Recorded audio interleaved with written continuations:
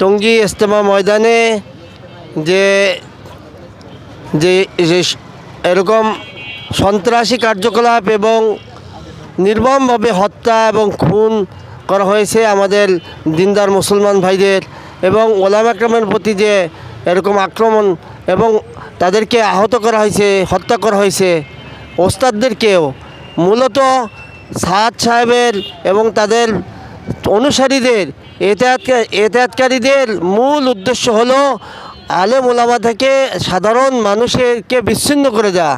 আমরা যদি হেদায়েতের উপর দ্বীনের উপর অটল থাকতে চাই তাহলে অবশ্যই আলেম ওলামাদের দিক নির্দেশনা মেনে চলতে হবে।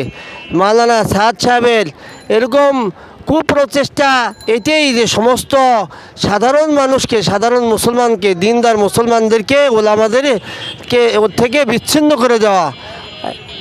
এর কারণে সমস্ত ওলামা একরাম, দারুল উলুম সহ বাংলাদেশের সমস্ত ওলামা একরাম একমত যে আমাদের দ্বীনের উপর অটল থাকার জন্য ওলামা একরামদের নির্দেশনা এবং তাদের রাহবারি প্রয়োজন।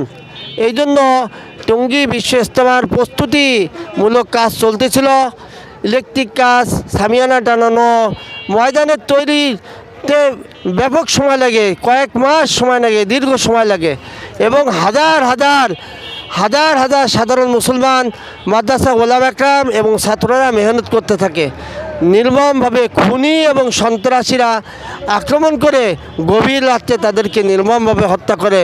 আমরা এই হত্যার বিচার চাই এবং আমরা আমাদের ভাইদের শাহাদত আল্লাহ তাআলা জান্নাত নসিব করেন, জান্নাতের উচ্চ মাকাম নসিব করেন, পরিবারস্থ লোকদেরকে এরকম ধৈর্য ধারণ করার তৌফিক দেন, এই কামনা করি। এবং বাংলাদেশের মধ্যে প্রত্যেক গ্রামে, প্রত্যেক মসজিদে মাওলানা সাদ সাহেবের অনুসারীদের কোনো কার্যক্রম চলতে দেওয়া যাবে না।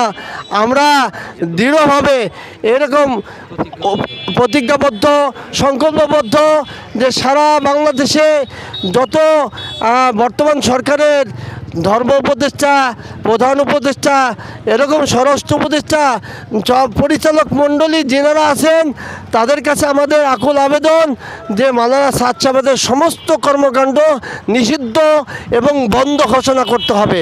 তা নাহলে আনেওয়ালা সামনে যে ইজতেমা, টঙ্গী ইজতেমা ময়দানে যে সমস্ত কার্যক্রম প্রয়োজন, সেই কার্যক্রম এরকম বিলম্ব হবে, ইজতেমা এরকম সুন্দরভাবে হতে পারবে না। এই জন্য তাদের চক্রান্তে বিঘ্নিত হবে। এই জন্য সরকার এবং কর্তৃপক্ষ দায়ী থাকবেন।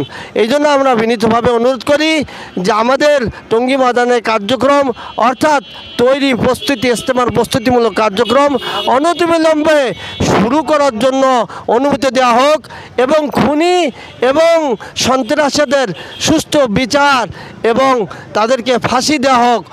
আমরা আমাদের